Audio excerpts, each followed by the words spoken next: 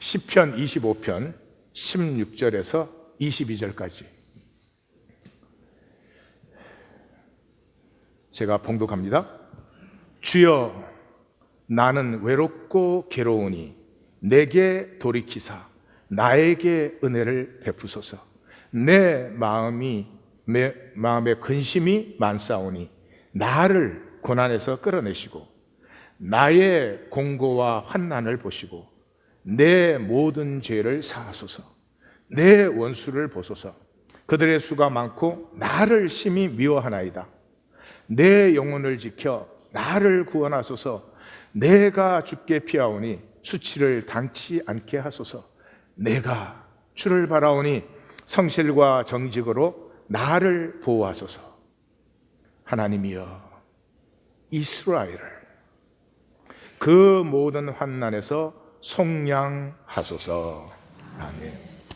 시편 25편 말씀 담당은 우리 임경진 성도님입니다. 박수로 환영해 주십시오.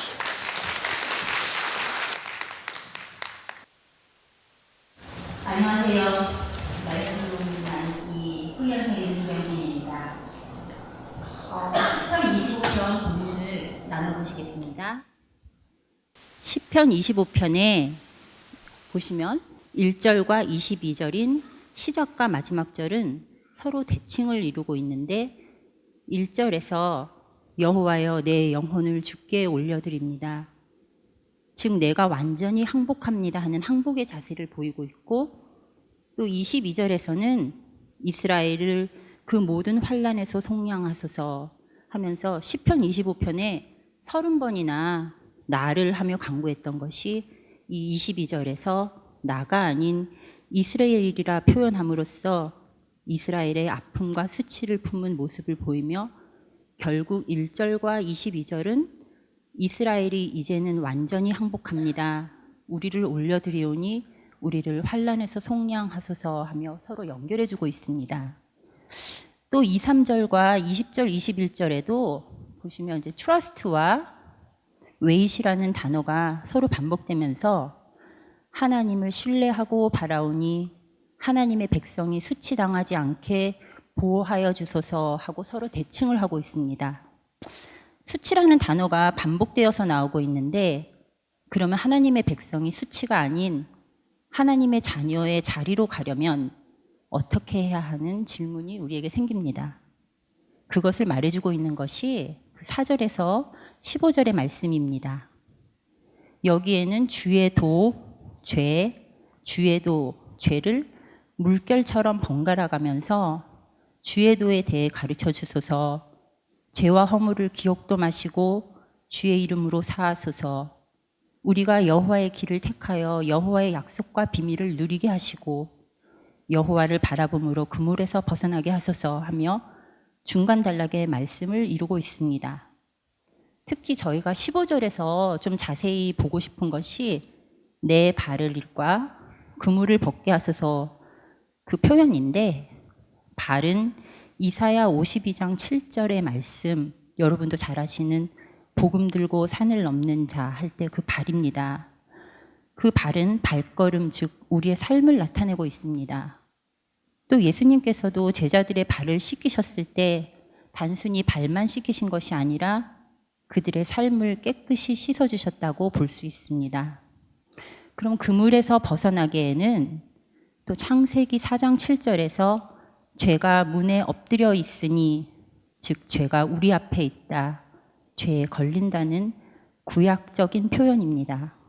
그것은 단순히 죄뿐만이 아니라 나를 유혹하는 것들에서 넘어지지 않게 해달라는 뜻으로 이 4절에서 15절은 주의 길을 지켜 우리의 삶이 죄에서 벗어나 하나님의 약속을 받게 하소서 하는 강구가 나와 있습니다. 그러면 이제 16절과 19절이 남아 있는데요. 그 16절과 19절은 이제 독립적으로 쓰여 있습니다. 그것은 이스라엘이 주의 길을 지키지 않고 떠남으로 말미암아 외롭고 괴롭고 근심도 많고 환난도 있고 원수들도 있고 그러하오니 은혜를 베푸사 내 모든 죄를 사하소서 하며 그 22절에서 나왔던 그 환난, 그 환란이 무엇인가를 보여주는 환란의 내용입니다. 이렇게 시편 25편은 죄를 회개하지 않음으로 말미암아서 멸망한 민족의 아픔을 자신의 아픔으로 애통해하며 긍휼을 구하는 말씀입니다. 감사합니다.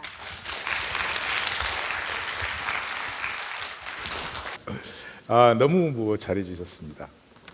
여기 시편 25편에서는 제가 본문 읽을 때 느끼셨겠지만 1절에서 21절까지 나가 계속 나옵니다. 내가 큰 죄악을 범했습니다. 나의 죄와 허물을 사하여 주옵소서. 그러던 이 시편 기자가 그 나가 누구였는지 이스라엘을 이 모든 환난에서 속량하여 주옵소서.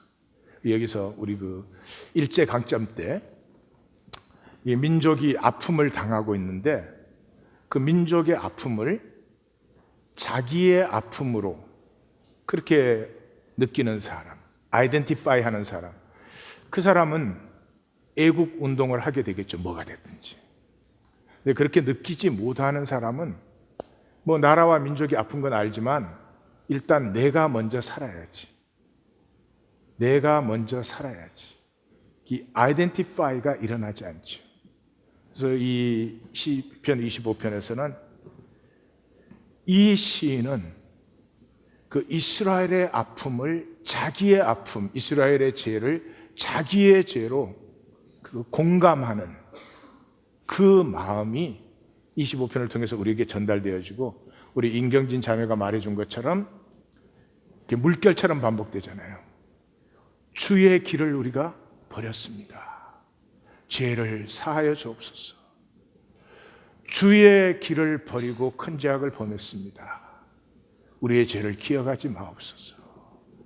그러면서 그 주의 길이라는 말이 세 단락에 나타나는데, 주의 길이 나올 때마다 보이소서, 가르치소서, 교훈하소서, 지도하소서, 교훈하시고 가르쳐 주시고, 이 백성들이 주의 길을 알지 못함으로 멸망한 아픔을 고스란히 그 자기 것으로 품어 안은 굉장히 고결한 영혼,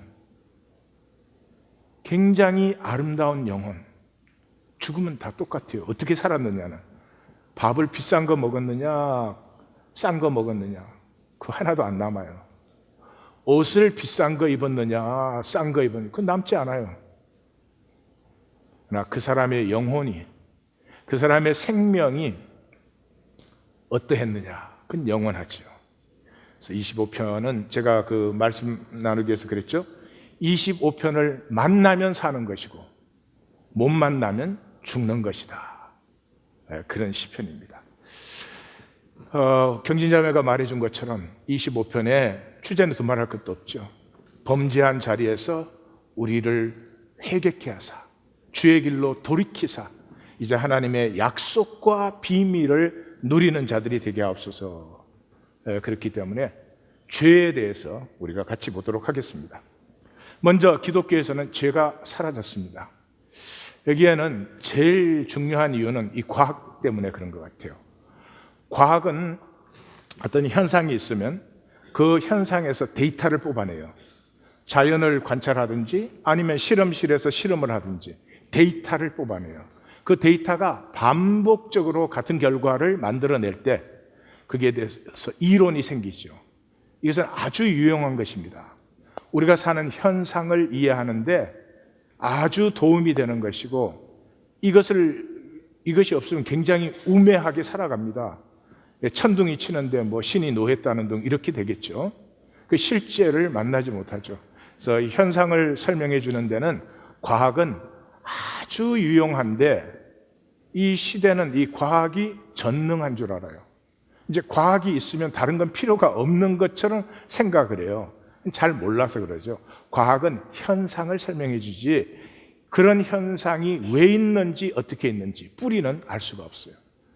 제가 지난주에도 말씀드렸지만 감기가 걸리면 감기 증상은 의학이 우리를 치료해 줄 수 있어요. 그러나 그 사람이 그 자리에 거기서 감기가 왜 걸렸는지 그거는 설명할 수가 없어요. 무한 차원의 복합성이 있기 때문에.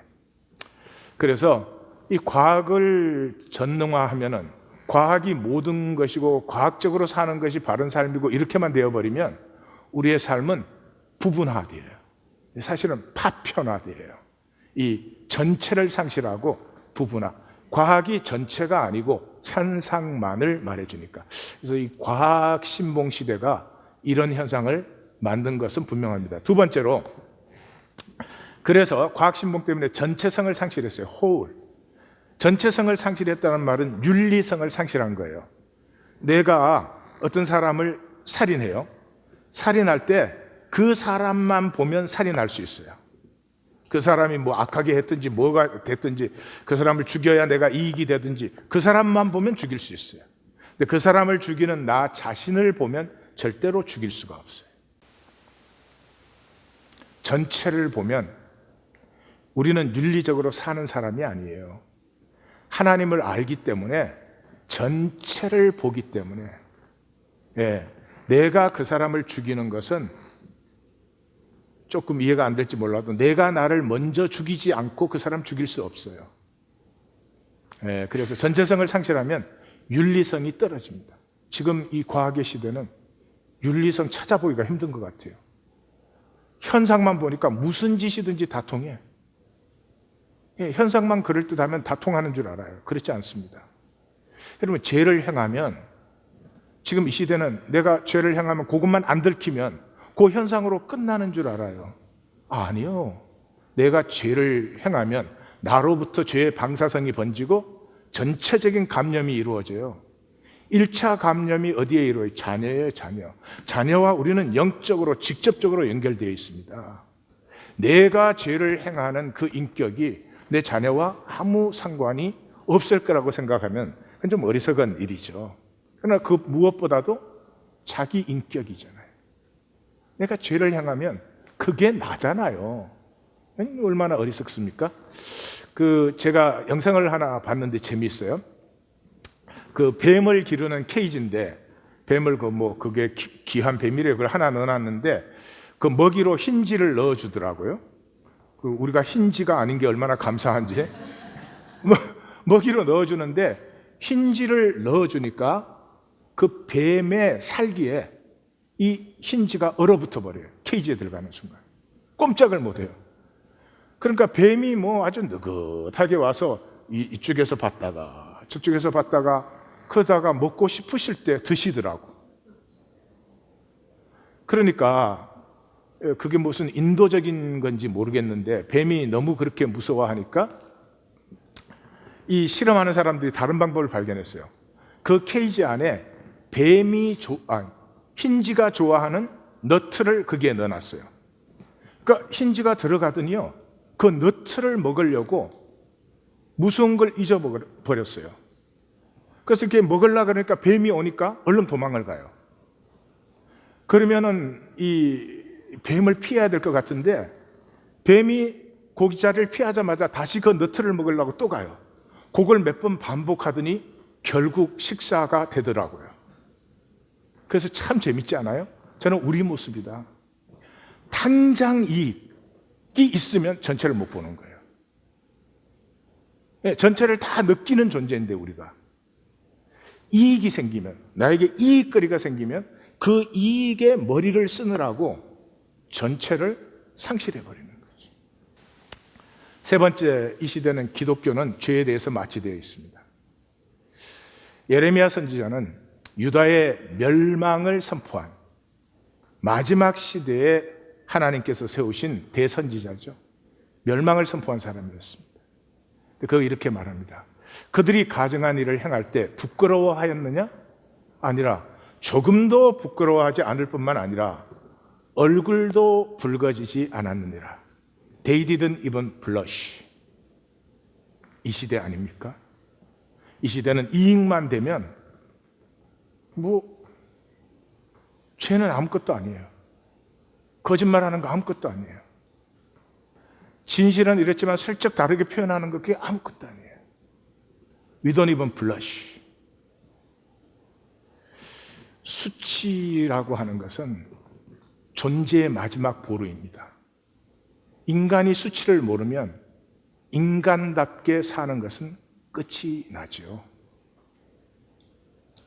인간이 어떤 존재입니까? 하늘을 우러러 한 점의 부끄러움이 없기를. 이건 인간만이 가진 특징이에요. 잎새이는 바람에도 나는 괴로워했노라. 이 세상에 어떤 존재도 하나님 외에는 이런 존재가 없습니다. 별을 노래하는 마음으로 모든 죽어가는 것들을 사랑해야지. 이걸 뭐하고 바꿉니까? 무슨 대단한 이익이 있어서 이 세상에 은과 금을 내게 다 주면 내가 이걸 바꿉니까?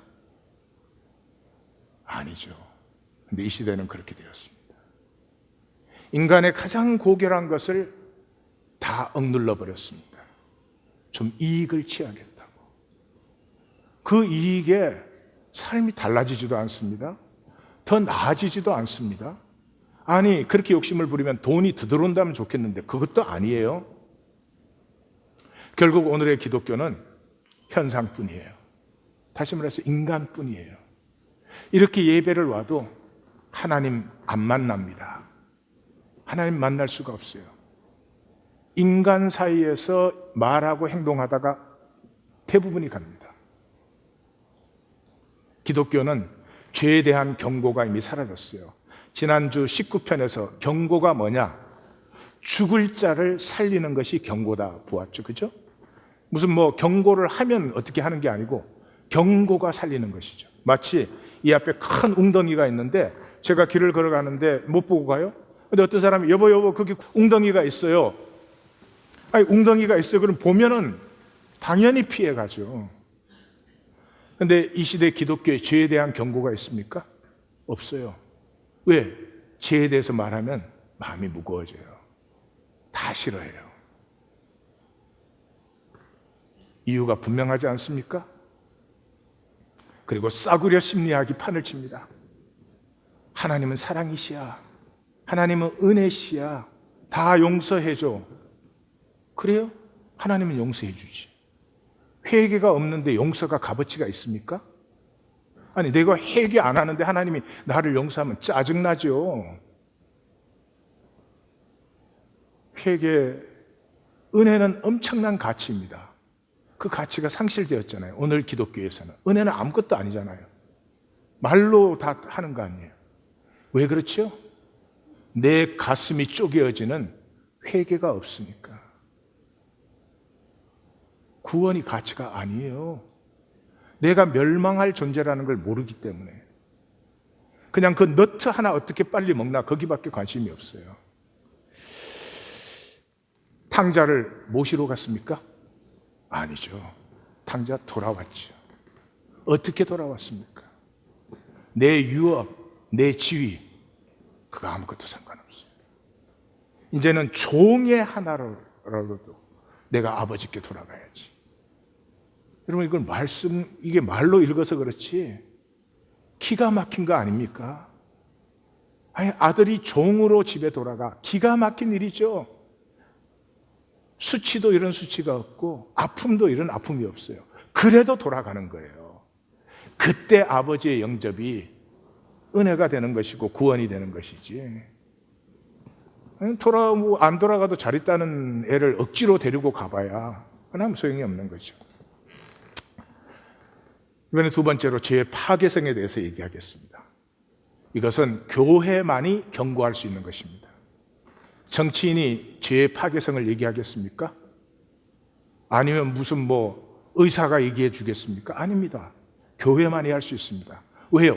교회는 죄의 실체를 분명히 알 뿐만 아니라 해결책을 가지고 있기 때문에. 해결책이 없는데 말하면 어떻게 하겠습니까? 죄는 성경의 특징입니다. 성경만 죄를 얘기합니다.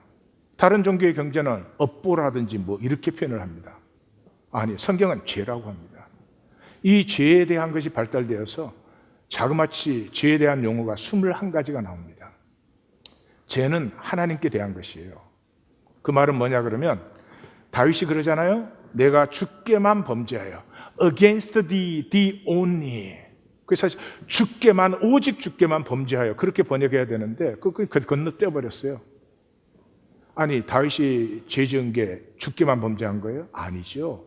그 말은 뭘 하는 거죠? 성경에서 죄라고 할 때는 행위를 얘기하지 않습니다. 행위야 뭐 잘못하면 모든 사람이 그게 죄인 줄 알지. 행위를 잘못하고 나 자랑스럽다 이런 사람 없어요. 죄라는 말은 내 존재에 관한 것입니다. 내가 죄를 지을 때마다 생각, 말, 행동, 그것을 감추는 게임, 그렇게 할 때마다 내가 나의 존귀함을, 하나님 형상의 존귀함을 내가 버리는 것이에요. 이건 누구도 뺏을 수 없는 유업이에요. 마귀 뺏을 수 없습니다. 마귀가 그런 능력도 지혜도 없습니다. 다만 속일 뿐이죠. 속이면 내가 버리는 것이죠. 그래서 이 죄는 두 가지의 특징이 있죠. 죄가 있는 사람은 자신을 억눌러요.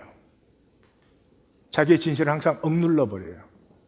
그래서 참 나를 허용하지 못해요. 정말로 하고 싶은 말은 평생 못 해봐요. 하지 않아야 될 말은 평생을 해요. 삶이 감축이에요. 어떻게 하면 다른 사람 앞에 내가 그럴듯하게 보이느냐, 그게 전부예요. 타인에 대해서는 내 전체로 대하지 못하니까 관계가 단절되어 있죠. 여기 전체라는 말은 뭐 100% 진실 이런 뜻이 아니고요, 중심의 진실. 자식과 우리 사이는 전체가 아니어도 100%가 아니어도 중심의 진실이 통하고 있기 때문에 하나됨을 느낄 수 있죠. 그 하나됨이 없어요. 타인과 늘 단절되어 있어요. 부부 간에도 단절되어 있어요. 이 시대에는, 다시 말해서 내가 파편화되어 있는 거죠. 내 전체를 살 수가 없죠. 이걸 한마디로 말하면 세상을 사는 거예요. 죄는 세상을 사는 거예요. 예. 세상을 사는 게 죄입니다. 이 중에 그러신 분 없으시겠죠? 내가 세상 사는데 나는 영과 진리로 살아. 그런 분은 없을 것입니다. 여기에 어려움이 있어요. 세상을 사는데 세상이 악하기만 하고 죄만 짓는다면 누가 그렇게 살겠어요? 그렇지 않습니다. 세상에도 선이 있고 의가 있고 구제가 있고 용서가 있고 사랑이 있고 화해가 있고 다 있습니다. 또 영광이 있고 부가 있고 명예가 있고 성공이 있고 보람이 있고 행복한 순간이 있고 정말 기쁨을 느끼는 그런 순간들이 있고 찬란합니다. 문제는 뭡니까? 그 모든 것에 중심의 진실이 없습니다. 내가 선을 행합니까? 내가 선을 행하는 사람이 되고 싶어서. 그래서 선을 행하고 사람들이 그렇게 인정 안 해주면 화가 나는 것이죠. 성공하려고 몸부림을 쳤는데 그 성공을 사람들이 인정해 주지 않으면 그만에 뭐가요? 미움이 솟아나죠. 진실이 아닙니다. 세상을 사는 것이 죄죠. 그러므로 우리는 죄를 낭만화 시켜놨습니다. 여기에는 기독교가 앞장서 가죠. 물론 우리는 죄인이지, 뭘 죄악되지. 그렇지만 하나님이 다 사랑하시고 용서하시는데, 절반만 맞는 말입니다. 하나님 용서하고 사랑하시죠. 그 용서와 사랑이 나에게 가치가 되려면 나에게 가슴이 쪼개어지는 회개가 있어야 됩니다. 그것이 없는데 그 은혜와 구원이 무슨 가치가 되겠어요? 제가 낭만화 그랬어요. It's like a romantic love. 그 로맨틱 러브가 사람에게 필요하죠. 또 젊은 시절에 또 뭐 경험을 해볼 만한 것이죠. 평생을 살았는데 로맨틱 러브를 한 번도 경험 못 해봤다. 그건 난 책임 못 져.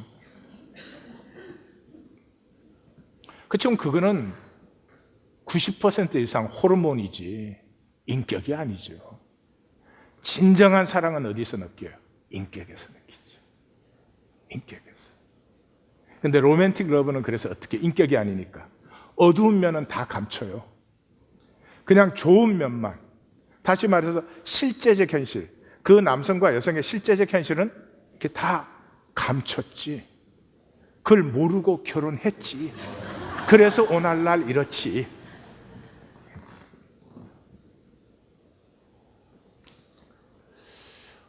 오늘 이 말씀 제목이 가장 소중한 것, 그렇게 가장 존귀한 것, 그렇게 했잖아요.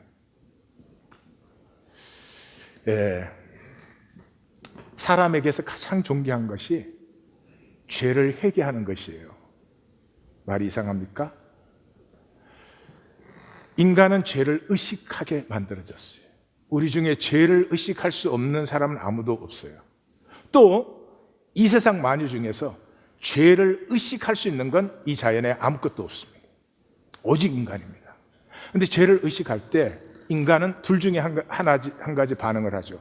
하나는 감추는 거죠. 없는 척하는 거죠. 그걸 에고로 산다, 세상을 산다 그런 것이고, 하나는 통회하는 것입니다. 내가 나에게 부끄러운 것이지. 내가 나에게 아픕니다.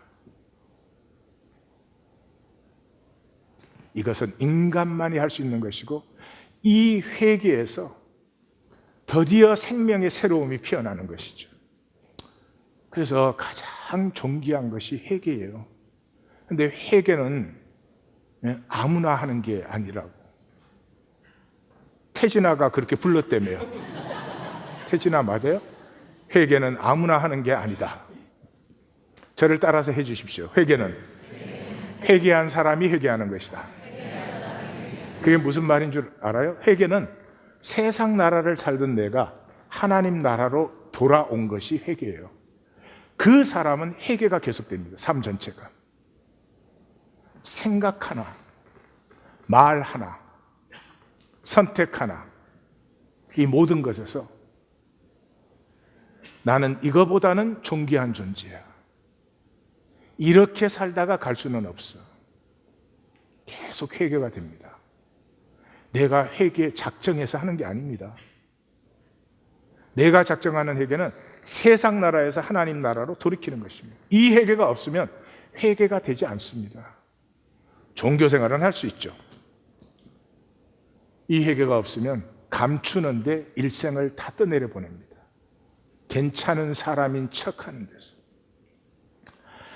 나는 회개한 사람인가 회개하지 않은 사람인가 간단히 알아볼 수 있습니다. 회개한 사람은 통합니다. 통이 있습니다. 가족이 됐든 이웃이 됐든. 회개하지 않은 사람은 단절이죠. 서로 거래할 수 있지만 진정한 관계는 없죠. 죄는 무엇보다도 나됨을 파괴합니다. 파편화시켜요. 그래서 죄의 삭은 사망이요. 이거는 끝에 가서 죽는다 그런 뜻이 아닙니다.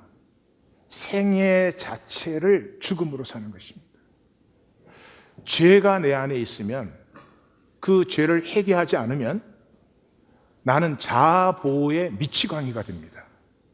그 죄를 가리고 싶어서 어떻게 하든지 멋있게, 어떻게 하든지 의롭게, 선하게 이렇게 보이고 싶어서 그냥 모든 생각도 행동도 전부 그것에 되어버립니다. 가인을 기억하십니까? 가인이 죄를 짓고 나서 뭐라 그랬습니까? 내가 땅에서 피하며 유리하는 자가 될지라 나를 만나는 모든 사람이 나를 죽이겠나이다 그럽니다. 아니 우리가 왜 지를 죽입니까? 바빠. 그런데 죄 때문에 자기 자의식이 뭐예요? 모든 사람으로부터 나를 지켜야 돼. 그리고 이렇게 말합니다. 세상에 믿을 사람은 없어. 왜 없어? 나 있잖아. 다 표정들이 그게 문제인데.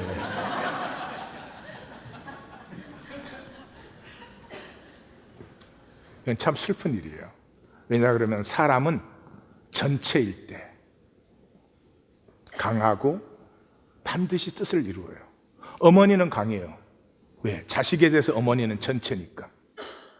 이런 어머니 봤어요? 자식 대할 때 자기 감추려면 근데 지금 여기서 얘기하려니까 굉장히 갑자기 불안해지고 있어요. 어머니는 자식에게 중심의 진실이 전부죠. 사람은 그냥 자기 자신이면 아름다워져요. 뭘 알거나 실력이 있거나 잘해야 되는 게 아닙니다. 하나님이 사람을 그렇게 얘기하잖아요. 사람이 무엇이기에 주께서 그를 생각하시며 인자가 무엇이기에 주께서 그를 돌보시나이까. 영화와 존귀로 관을 씌우시고 주의 손으로 만드신 만물을 다스리게 하심으로 그의 발 아래 두셨나이다. 이게 인간이에요. 저기 그렇게 되어 있습니까? 인류대학 나온 인간. 아니요. 가능성이 더 멀어질지 몰라. 인간이 인간으로서 순수할 때, 그때 인간은 어떤 것에도 절하지 않습니다. 아무리 부자가 나타났다고 굽실굽실하고 가난한 사람 나타나도 깔보고 이런 짓 하지 않습니다. 그건 인간이 이미 스스로의 존귀함을 포기한 상태인 것이죠. 이는 내 사랑하는 자요 내가 너를 기뻐하노라. 이 음성을 듣지 못합니다. 하나님이 언제 이 말씀 하시는 줄 알아요? 자기의 자녀가 죄를 범할 때, 그 죄에 속아서 하나님에게서 얼굴을 돌릴까 봐 내 생각이, 내 마음이 죄악될 때 가만 보세요. 하나님이 동시에 말씀하세요. 학권아, 넌 내 사랑이야. 내 기쁨이야. 그 죄악 때문에, 그 죄 때문에, 유혹 때문에 얼굴을 하나님에게서 돌리지 않게 하려고. 이 음성이 안 들려요. 믿는 자에게 능치 못할 일이 없느니라. 이거 뭐 믿으면 마음대로 한다는 얘기입니까? 아닙니다. 믿는 사람은 압니다. 내 삶은 부족할 때도 많고 죄를 지을 때도 있죠. 그럼에도 불구하고 내가 하나님 앞에서 내 전체로 있을 때 하나님은 나를 받으셔서 이 부족하고 못난 삶에 모든 것이 합력하여 선을 이루게 하시죠.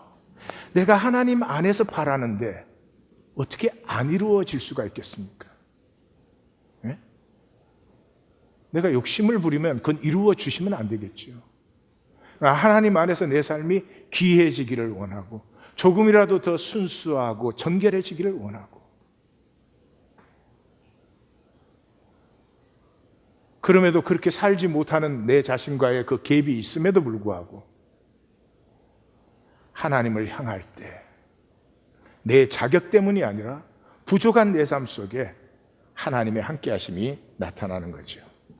부분화되면은 이것이 없어져요. 무기력해져요. 종노릇밖에 못해요. 이런 거죠.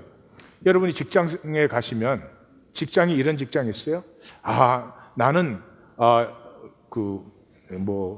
당신의 전체를 우리는 바랍니다. 슬플 때, 어려울 때, 힘들 때, 그럴 때는 좀 쉬시고, 그 힘들고 어려운데 억지로 일하려고 하지 마시고, 그럴 때는 베케이션도 좀 자유롭게 가시고. 이런 직장 있어요? 말하지 마. 내가 먼저 가게. 없어요. 직장은 뭐예요? 부분을 원해요. 잔인합니다. 그 직장에 있으면 우리가 원하는 애티튜드, 우리가 원하는 능력, 우리가 원하는 것만 하십시오. 그 이상은 우리는 필요치 않습니다. 왜? 효율성의 문제니까요. 그렇게 된 삶은 무기력합니다. 직장 생활이 힘든 이유가 그래서입니다. 어떤 직장이 돼도 내 전체를 좀 받아주면 신명나고 일할 마음이 납니다. 그런데 나의 부분만을 원하면 날이 갈수록 지칩니다. 부부관계도 마찬가지입니다. 부부관계의 복이 뭐예요? 서로의 전체를 받아주는 데 있잖아요. 부족하고 못나도. 그런데 서로가 필요한 부분만 만나자 이러면 왜 여기를 볼까? 생존에서는요, 전체가 부담스러워요. 생존에서는 전체가 부담스러워요. 남편과 아내 사이까지도. 아내가 전체로 나오면 부담스러워요. 여보, 그냥 내 필요한 부분만 보여.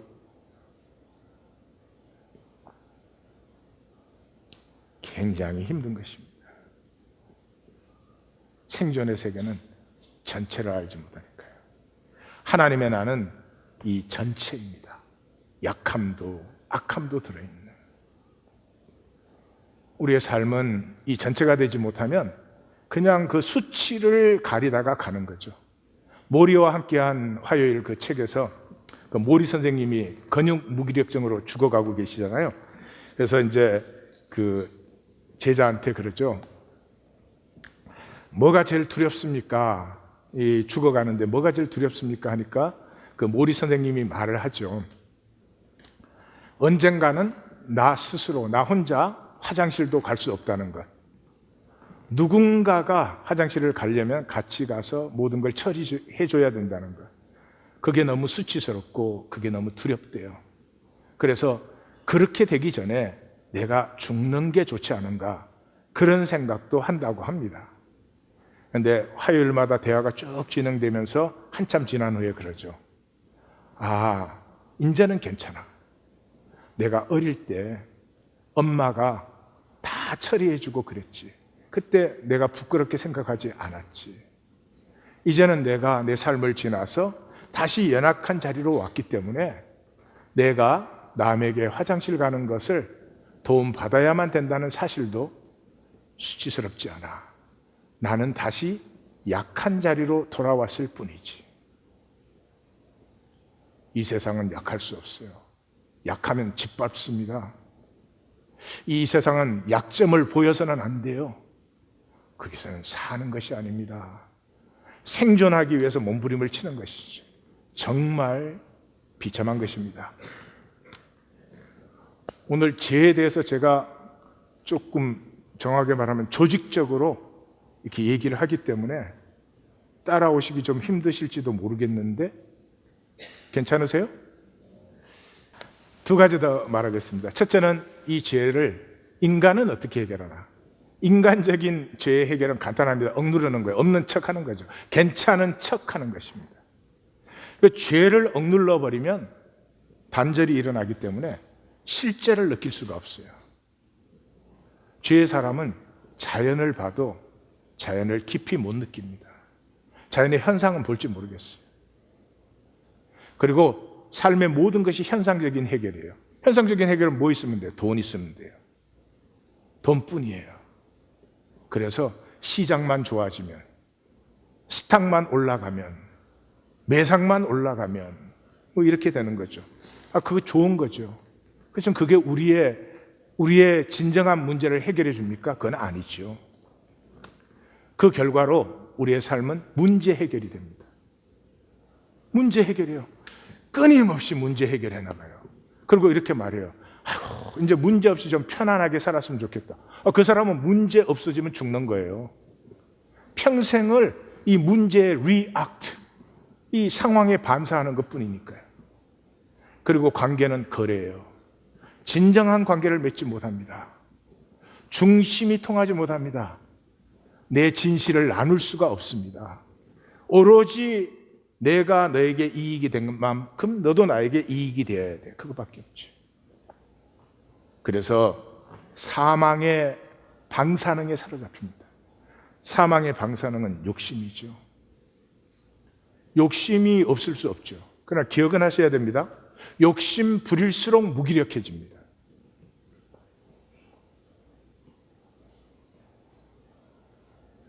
돈을 많이 욕심낼수록 무기력함을 느낍니다. 뭐 자식이 어디 좋은 데를 가야 된다 이렇게 욕심내는수록 무기력함을 느끼게 되어 있어요. 어쩔 수가 없어요. 그리고 굉장히 조소적이 됩니다. 욕심은 부리는데 실제적으로 오는 건 적잖아요. 그러니까 야, 그런 게 어디 있어? 세상에 그런 건 없어. 뭐 신앙도 그래요. 말은 다 하고 다니지만 내가 새로워진다. 아니, 내가 새로워지지 않으면 무엇 하려고 신앙생활을 하십니까? 그런데 중심에 믿지 않습니다. 그냥 이대로 살 거라고 믿습니다. 무엇보다 평면성에 사로잡히죠. 내가 학교를 어디 나왔냐, 직장이 어디냐, 돈을 얼마나 버냐, 사회적으로 얼마나 인정을 받느냐, 그게 나라는 것에서 벗어나지 못합니다. 내 안에 아직은 여전히 있는, 나를 기다리고 있는 그리스도의 장성한 분량이 충만한 데까지 피어날 수 있는 신의 성품에 참여하는, 범사에 그에게까지 자라갈 수 있는. Why not? 내일 완성돼야 되는 건 아니잖아요. 오늘 1인치라도 잘하면 되는 거 아니에요. 잘하지 않습니다. 왜냐 그럼 그 중심에는 그 불가능한 거라는 절망이 이미 자리하고 있기 때문입니다. 그래서 무기력해지기 때문에 이 사람은 세상에 떠내려가는 것도 힘들어요. 떠내려가는 것도. 그 결과는 뭡니까? 종교죠. 인간은 종교를 만들죠. 이 거짓 선지자들. 무책임한 사랑과 천국을 보장합니다. 하나님 사랑이시니까 여러분 믿으시면 천국 갑니다. 그런 것 같아요. 그 설교하는 사람이 믿음을 세게 얘기하고 듣는 사람이 아멘을 세게 하면 믿음이 생기는 줄 아는 것 같아요. 그래서 여러분 하나님을 믿어야 됩니다. 하나님을 믿지 않고 하나님을 믿어야 됩니다. 그러면 막 여기는 웃어. 딴 데는 막 아멘, 아멘, 아멘 이래요. 그럼 그게 뭐가 생긴 줄 알아? 자기들의 허무밖에 확인한 게 더 있어요? 심리적인 긍정적 사고. 아무리 긍정적으로 생각해도 아무것도 변하지 않아요. 창조적으로 행동할 때 변하는 것이죠. 우리는 하나님 말씀으로 삶의 기술이나 개발하고 좀 더 효율적으로 살기 위해서 하나님 앞에 예배하는 것 아닙니다. 우리는 물이 포도주로 변하는 것을, 광야의 길이 열리고 사막의 강이 흐르는 것을 믿기 때문에 이 자리에 있는 것입니다. 종교. 우리 한국 기독교 보면 당연히 알 수 있지 않아요? 그 많은 사람들, 그 많은 조직들, 그 많은 프로그램의 동원들, 그 많은 것들, 한국 역사에 터럭 하나도 새롭게 못했습니다. 종교가 그런 것이기 때문입니다. 하나님의 말씀은 그렇지 않습니다. 혼돈과 공허와 흑암 속에서도 좋았더라 좋았더라 심히 좋았더라를 피워내는 것이 하나님의 말씀입니다. 그래서 그 모든 종교에도 불구하고 여전히 우리는 픽스되어 있고 진리의 자유가 없죠. 이 에고는, 중심의 욕심이 있는 사람에게는 믿음은 불가능합니다. 절대로 그렇게 원하면서도 되지 않는다고 중심이 말을 합니다. 그럼 믿음의 사람은, 중심의 진실이 있는 사람은 당연히 그렇지. 하나님의 세계 속에서 하나님이 뜻을 이루고 계시는데 내가 얼마나 잘났느냐 못났느냐가 그게 뭐 그렇게 중요한 사실입니까? 내가 하나님과 함께 하느냐 하지 못하느냐가 중요한 사실이지, 내가 하나님과 함께 하는데 하나님의 뜻이 이루어지지 않는다 내 삶에, 그거야말로 이상한 일 아니겠습니까? 이제는 이 인간적인 죄의 해결을 벗어나서 하나님의 해결을 받으십시오. 성경적 해결을 만나십시오. 첫째는 선지적 진노를 받아야 됩니다. 예레미야 선지자가 이스라엘의 멸망을 선포할 때 제일 먼저 뭐라고 합니까? 내가 너를 어찌 용서하겠느냐? 내가 나를 버리고 간음하니. 하나님을 섬기지 않고 딴 걸 섬기죠. 돈을 섬기죠. 하나님 사랑하지 않고 돈을 돈은 필요하고 좋은 것이고 사랑의 대상은 아니죠. 돈 사랑하면 다른 어떤 것도 사랑하지 못하게 됩니다. 부부 사이도 사랑하지 못하게 됩니다. 돈 사랑한다고 돈이 많이 오는 것도 아니니 제발 우리 성도님들은 하나님을 사랑하십시오. 예. 자, 내가 어찌 너를 용서하겠느냐? 뭐예요? 내가 용서받을 수 없는 존재임을 먼저 뼈저리게 아셔야 됩니다. 이거 없어졌어요. 뭐 하나님 은혜여서 그냥 다 용서해 준대.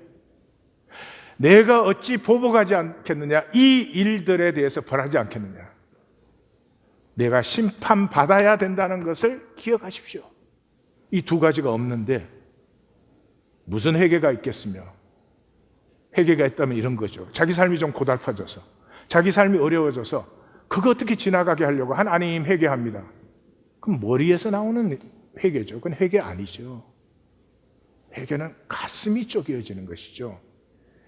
내가 너를 어떻게 길렀느냐?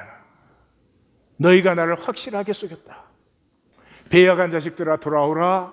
내가 너희의 배역함을 고치리라. 우리의 배역함을 우리 스스로 고치지 못합니다. 하나님께 돌아갈 때 하나님께서 고치시는 것입니다. 이때 이 하나님의 진노를 만날 때요, 무의미 무가치한 삶의 보좌의 가치성, 누가 무슨 말을 줬다우러 쓸까? 제가 쓴 원고인데 9시 반 예배에서 읽으니까 진짜 때려주고 싶더라고. 이런 말이에요. 내가 죄를 짓는데 아무도 상관 안 해. 어떻게 살든지 상관 안 해. 그러면 내 자신의 어떤 가치성 안 느껴지잖아요. 근데 하나님이 내가 너를 어찌 용서하겠느냐, 내가 너를 벌하지 않고 어떻게 그냥 지나가란 말이냐, 이렇게 하나님이 진노하실 때 무의미하고 무가치한 것 같았던 내 삶이 하나님 보좌에 가치성이 있다는 것이 처음으로 느껴지기 시작하죠. 내 멋대로 살다가 가는 것이 아니고 하나님 보좌에 나는 아직도 하나님의 관심의 대상이고 하나님은 내가 돌아오기를 기다리고 계신다는 가치성을 느끼게 되는 거죠. 거기에서 우리는 하나님의 진노의 눈물을 만나며 그때 내가 열려요. 에고의 껍질을 나는 못 엽니다. 그 두려움과 수치에 어떻게 열어요? 못 엽니다. 하나님의 진노의 눈물을 만나야 돼요. 예레미야서를 읽을 때 저는 저희 아버님하고 어머님을 많이 생각을 하는데, 저희 아버님은 제 해초리를 많이 치셨습니다. 저는 거의 매일 해초리를 맞다시피 했는데 그렇다고 나쁜 애는 아니었어요. 착하고 얌전하고 말도 잘 듣고 믿음이 없는 자들이요. 하여튼 해초리를 많이 맞았는데요, 그렇다고 뭐 많이 때리시지도 않지요. 못 때리시잖아요. 근데 아프기는 아파요. 그 쌀이 나무 해초리로 맞았거든요. 이제 많이 잘못할 때는 뭐 한 5대 그 이상 맞을 때도 있긴 있었습니다. 근데 제가 이제 해초리 맞으러 들어가면 제일 안타까운 사람이 누구죠? 우리 엄마예요. 우리 엄마. 아버지가 해초리 칠 때는 엄마 못 들어옵니다. 그 문 바깥에서 있는 거죠. 그래서 막 해초리 쳐서 내가 막 이런 소리가 나면 바깥에서 저 영감쟁이 애 죽인다 막 이래요. 근데 그거 지금 누구 들으라고 하는 얘기 같아요? 네? 나 들으라고. 나보고 힘내라는 거예요. 아버지가 뭐 그 말 상관이나 해요. 근데 그렇게 맞고 문 열고 나오면 그냥 막 달려들죠. 달려들어서 안고 엉엉 울죠. 왜 엄마가 우는지 모르겠어요. 내가 울어야 되는데 하여튼 엄마가 울어요. 그런데 엄마의 울음, 맞을 때도 회개 안 해요. 근데 엄마의 울음이 나를 덮으면 내가 이제 이런 짓 하지 말아야 되겠다, 이렇게 결단을 해요. 그리고 내일 또 하지만 그 진노의 눈물이 나를 열게 하지. 이렇게 선지적 진노를 먼저 받아야 됩니다. 멜로, 옐로, God is love, 그런 종교에는 결코 회개가 열리지 않습니다. 이렇게 선지적 진노가 임한 자리에서 제사상적 하나님을 받는 거죠. 여러분, 재물을 죽이면 내 죄가 사함을 받아, 이게 무슨 마술을 얘기하는 겁니까? 아닙니다. 내 죄 때문에 재물이 죽을 때 그 어떤 사람이라도, 그 자리까지는 자기의 죄에 대해서 아무것도 못 느끼고 온 사람이라 할지라도 그 재물이 죽을 때는 안 됐다 하는 걸 느낍니다. 아픔을 느끼죠. 그 아픔이 무슨 아픔이죠? 하나님 안에서 이 모든 것 창조되기 전에 우리 다 하나였잖아요. 그래서 그 재물이 죽는데 내가 아픔을 느껴요. 그 아픔에서 우리가 본래 하나였던 것을 만나죠. 다시 말해서 존재의 근원, 우리 모든 것이 창조된 근원에 있는 그 하나됨을 이 희생에서 만나게 되는 거죠. 그때 내가 죄를 행한 것이, 죄를 왜 행해? 자기한테 이익인 줄 알고 죄를 짓죠. 살인, 강도만 죄가 아니고 우리의 생각과 말과 계산과 잘 아시죠? 그거 왜 해요? 자기한테 이익인 줄 알고 해요. 죄는 반드시 그게 자기한테 이익이 되는 줄 알고. 그런데 그 사람에게 행하는 죄가, 하나님께 행하는 죄가 나에게 행하는 죄예요. 하나예요. 그래서 회개란 범죄를 후회하는 게 아닙니다. 세상 나라에서 하나님 나라로 돌이키는 거죠. 왜? 세상 나라에 의와 선이 없는 것도 아니고 영광과 성공이 없는 것도 아니죠. 그럼에도 불구하고 그 모든 것은 허상이죠. 그 절망 때문에 하나님 나라로, 하나님의 통치 안으로 들어올 때 내 생각 하나가, 말 하나가 이제는 내 마음대로 안 되는데 내 마음대로 되는 이상한 역사가 일어나죠. 그때까지는 내 마음대로 살았는데 삶이 내 마음대로 된 건 아무것도 없어요. 그런데 회개하고 하나님 나라에 들어가면 생각 하나도 내 마음대로 못 하는데 내 삶 속에 내 마음대로 원하는 삶이 피어나. 못 알아들었어도 어쩔 수 없어요. 그래서 회개는 순도가 높습니다. 가치는 순도에 있어요. 다이아몬드가 아무리 커도 순도가 낮으면 값이 하나도 없어요. 아무리 작아도 순도가 높아요. 사람에게서 나올 수 있는 것 중에서 가장 고귀한 것이 회개입니다. 회개할 때 영혼, 그 영혼이 쪼개어지는 아픔으로 하나님 앞에 설 때 그때의 영혼보다 더 맑은, 더 고귀한 영혼은 없습니다. 그런데 우리가 회개하지 못하면 이대로 영원히 사는 거죠. 척하는 삶. 하나님의 말씀이 그렇게 하나님의 새 일을, 보라 내가 새 일을 행하노라, 하나님의 새 생명, 물이 포도주로 바뀌는 새 생명을 약속함에도 불구하고 그것은 성경이니까 그렇게 얘기하는 것이고 내 삶은 그냥 이대로 영원이죠. 영원입니다. 왜냐하면 회개는 육신의 특권입니다. 육신이 있는 동안에 하나님은 나에게 다스림의 권세를 창세기 1장에서 위임하셨습니다. 그리고 빼앗은 적이 없습니다. 포기하신 적이 없습니다. 취소하신 적이 없습니다. 그래서 우리는 다 내 마음대로 삽니다. 내 마음대로 사는 그 마음대로가 나를 허상으로 만들든지, 내 마음대로 사는 그 삶이 하나님께 드려져서 이제는 마음대로 하던 생각도 말도 행동도 다 자꾸만 걸리는 것 같은데, 근데 그 속에 사실은 내가 진정으로 원했던 그 삶이 피어나는 하나님의 역사를 회개로 누리셔야 합니다. 하나님이 우리를 이 말씀까지 인도하셨습니다. 한 분도 빠지지 마시고 지난주 19편과 이번 주 25편과 다음 주 38편은 다시 들으십시오. 설교 노트를 듣고 다시 들으십시오. 제가 나눔에서 나눈 것처럼 만나면 살고 못 만나면 죽는 것입니다. 그대로 그냥 껍질의 척으로 영원해지는 것입니다. 우리 중에 그런 성도님은 한 분도 없습니다. 없어야 됩니다. 기도하십시다.